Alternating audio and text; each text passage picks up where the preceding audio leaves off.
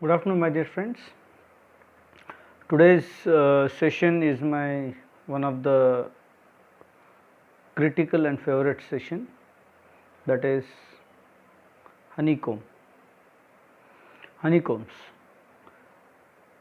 This is also a critical part in durability of concrete because honeycombs are the weakest portion after any joints in the concrete. So, what is this honeycomb? Honeycomb is a very popular word that is a home of honeybees, right? And lot of honeycombs will together make a honeybee hive. So, just because a similarity in the looks, the honeycombs in the concrete are called as honeycombs.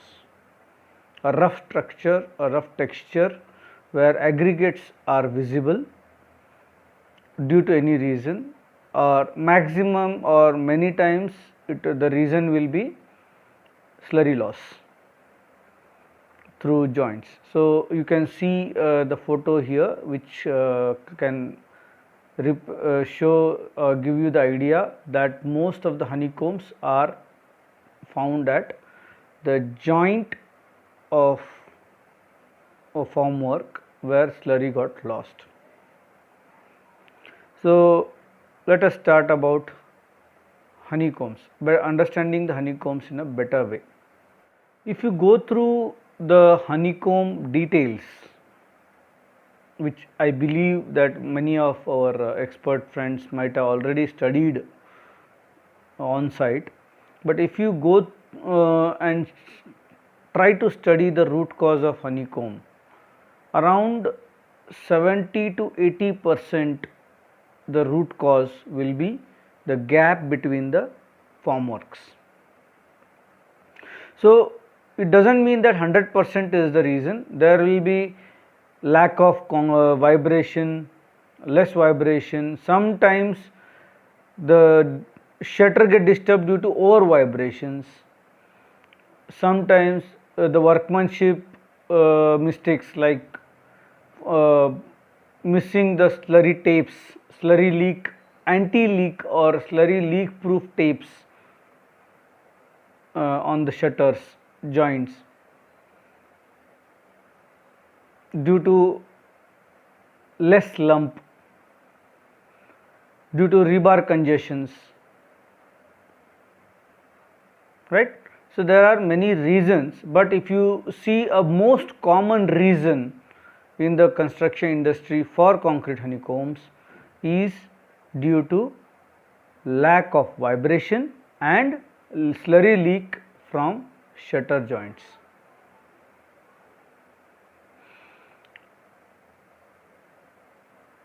The reasons or root cause we have seen. What may be the solution for this? So, in my experience, in my opinion, the honeycombs are divided into three parts: minor, major and severe. So, what is this minor honeycomb? Minor honeycomb is nothing but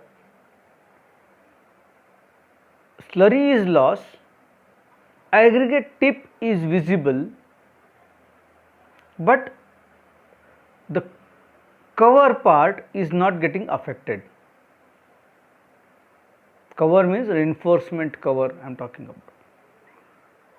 So, slurry is lost, but aggregate tips or the rough structure is visible, but cover is not affected, and concrete beyond that aggregate tip is sound enough or dense enough. That is a minor honeycomb. Now, how to treat this honeycomb? The minor honeycomb, as it is not disturbing the cover part, which is more critical area, it can be treated with normal anti-shrink rendering mortar. the major challenge nowadays is any repair matching the color, because nowadays we are using GGBS or fly ash minerals in the concrete, which will turn the concrete color into lightest or lighter, and most of the rendering materials are coming in the original cement color,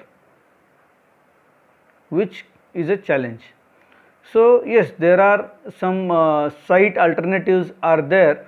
Practically 70 to 80% of project staff uses that, but theoretically it is not accepted to use any kind of pigments, coloring agents or minerals to match the color.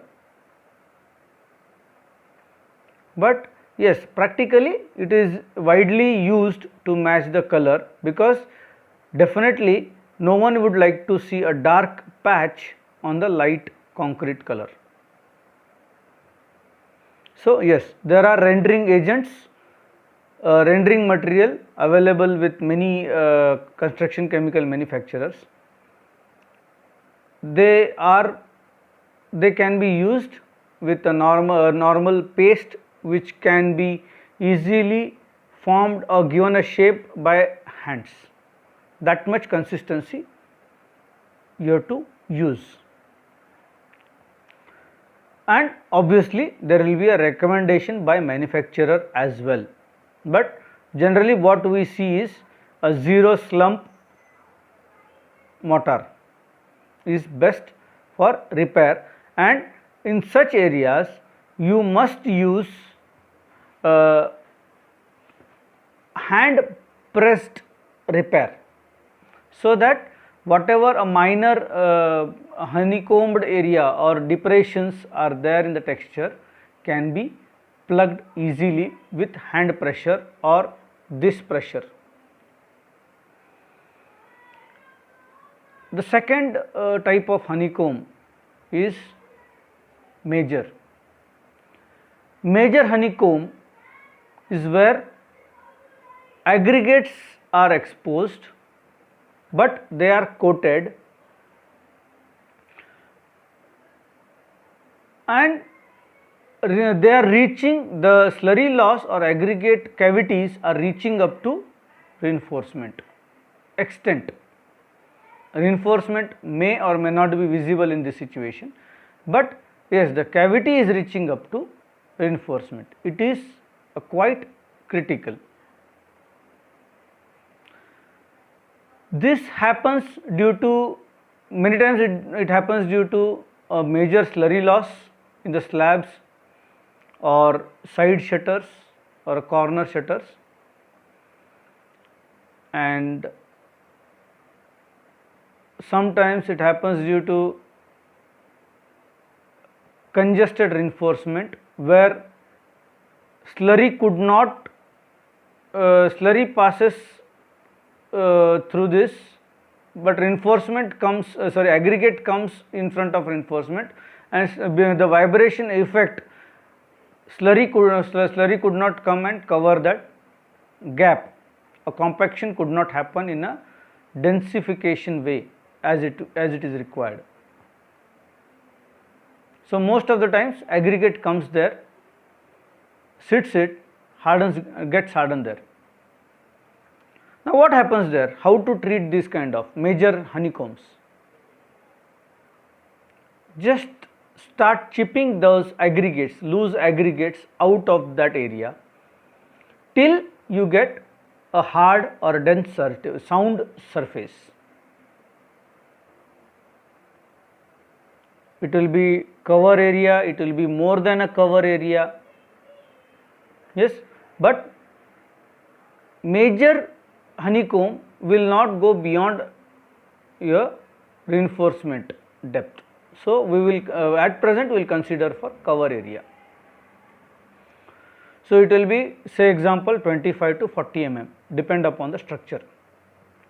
Now we have removed the loose particles which are easily coming out. Check for any kind of abnormal cavities after you remove remaining a portion. If it is there, please try to remove that also. If it is not there, put a bonding agent there and hold a temporary plate or shutter or something and put micro concrete to fill that area.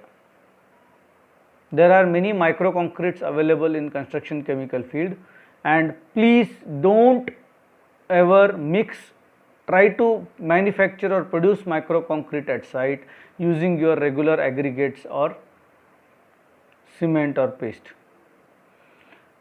I saw many vendors or contractors screening the concrete, removing aggregates, big aggregates, keeping 10 mm down aggregates and pouring this as a micro concrete. Try to understand that that is not a practice or acceptable practice, because when you are screening the concrete, you are taking out a vital component of concrete, that is bigger aggregates, and bigger aggregates are going out along with the slurry coatings, cement content, maybe water content as well, maybe your admixture content as well. So yes, that may be a easiest way to do. Some people may argue, or there is a place of argument where we can say that I am using M60 concrete after screening to compensate for M30. The argument is entirely different. It's a practical situation. What I am trying to explain you, a theoretical situation where such practices are not allowed. There are ready-made micro concrete meant for this purpose only. So try to use them. Put a temporary shutter, maybe depend upon the situation, may depend upon the wire size, you may have to give a support also, but use a temporary shutter, pour the free flow micro concrete so that you don't have to do vibration or a tamping from outside. Use a free flow micro concrete, don't use grout. I would like to share some of the example where people have used GP2 mixing with 6 mm aggregate in that. GP2 is a grout material. It's a grout.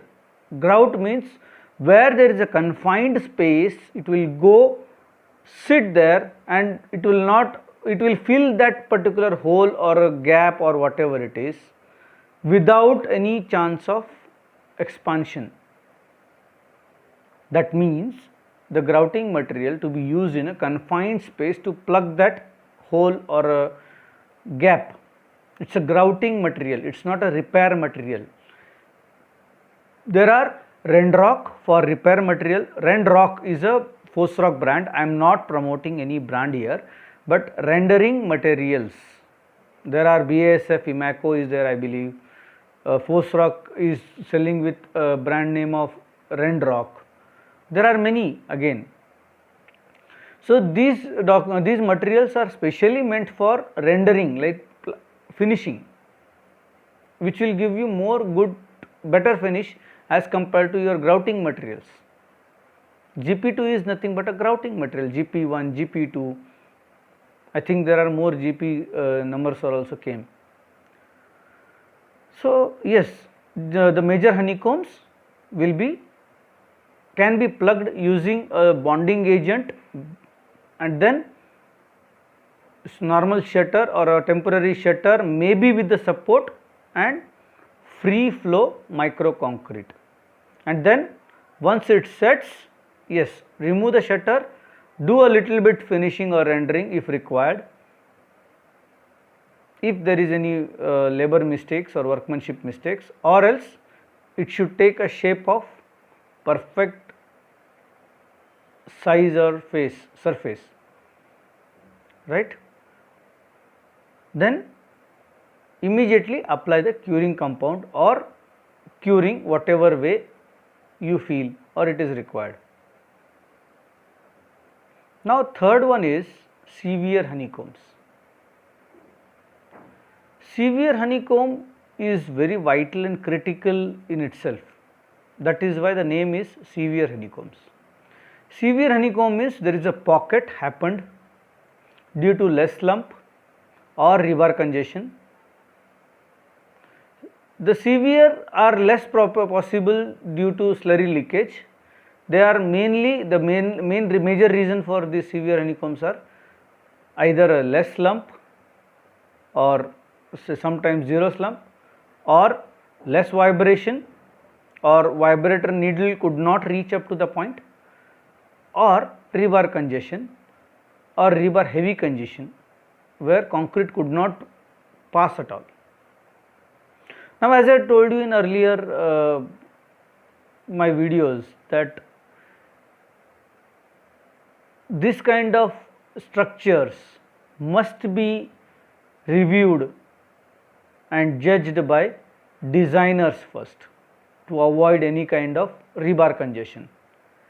If you involve your designers or architects well before doing concreting in rebar congestion areas, you can avoid 80% of mishaps or arguments with other counterparts like quality or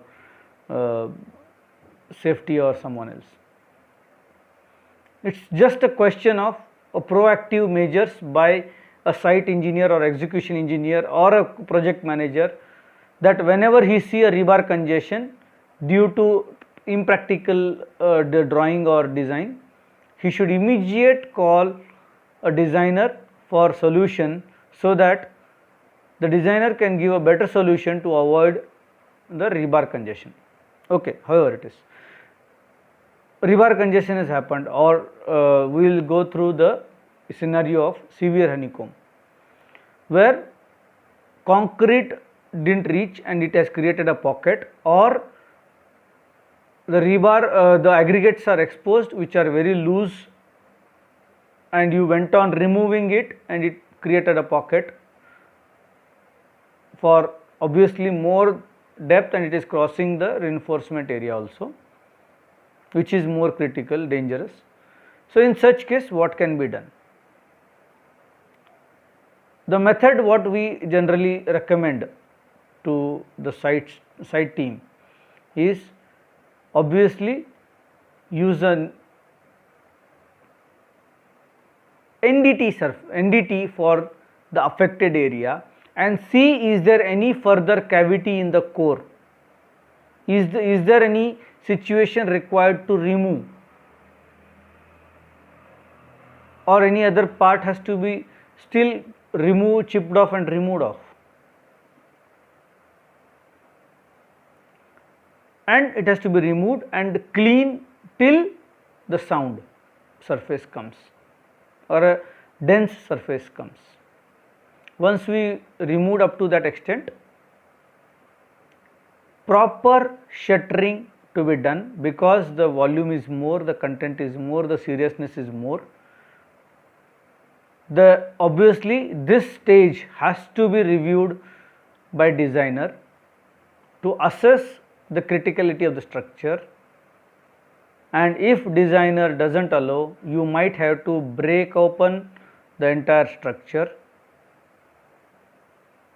in his consultation, or you can do the procedure what I am going to explain, that put a proper shutter, use the Nitobond or bonding agent on the existing surface, ensure the reinforcement are tied back, because you might have to cut open the reinforcement or joints to remove the excess concrete from inside. So ensure the reinforcements are tied back, ensure the covers are tied back, ensure again the shutter which was removed, it is tied back or supported back. Put a micro concrete, pour micro concrete, free flow micro concrete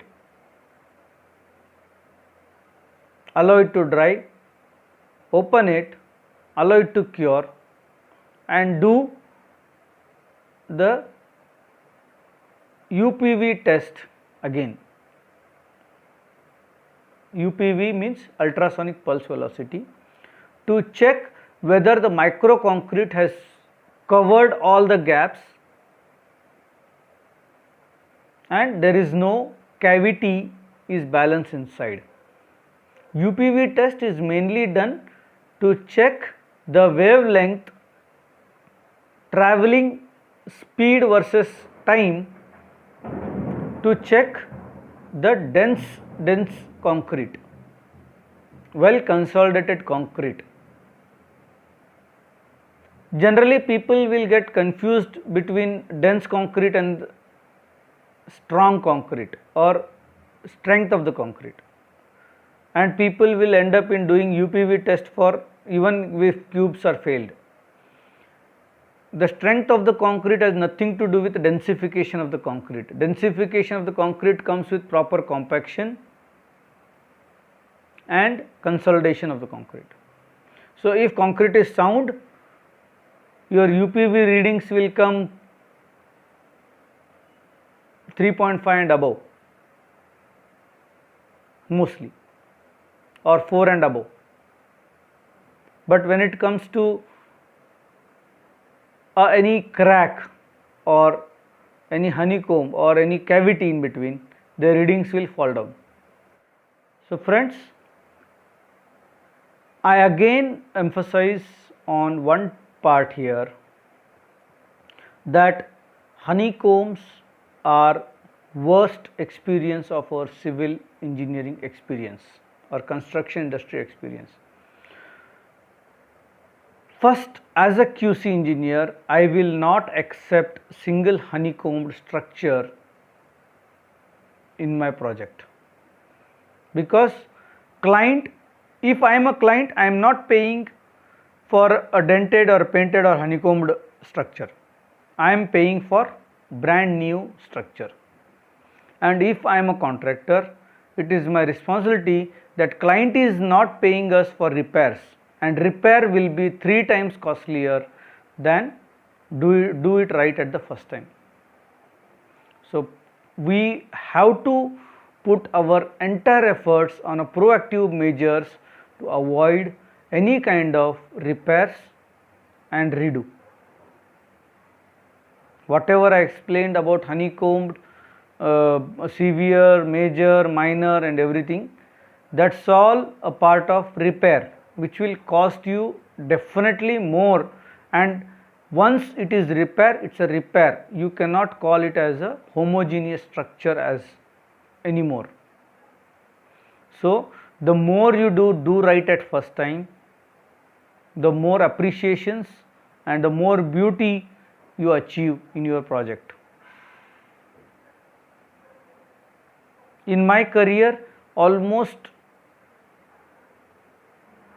and luckily I got a team which was a quality conscious, and we had never allowed any kind of repairs or severe honeycombs in our project. And there were some cases where we had to bring down a structure which was severe honeycombed. Major and minor are entirely depend on architect's vision, architect's dreams, how he is expecting. As a workmanship, it is our responsibility to avoid a single honeycomb. So this was my today's session. I hope you like it. Please do comment, please do suggest any other topic you require or you are willing to hear. I will be happy to share my experience in that field. Stay tuned. Meet you soon. Thank you and stay safe.